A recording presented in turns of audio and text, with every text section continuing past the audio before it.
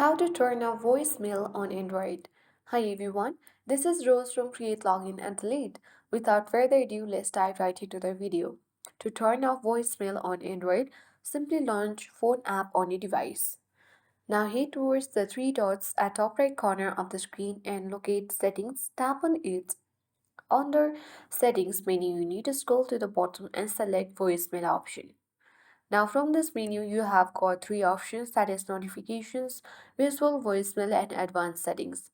Simply to turn on voicemail on your Android device, tap advanced settings. Now if you have turned on voicemail on Android, a particular number will be saved on your voicemail, that is curl voicemail number. To turn off voicemail, simply you have to delete this particular number and then tap OK. And after that, your voicemail on Android will be turned off. That's it. I hope this guide will help you.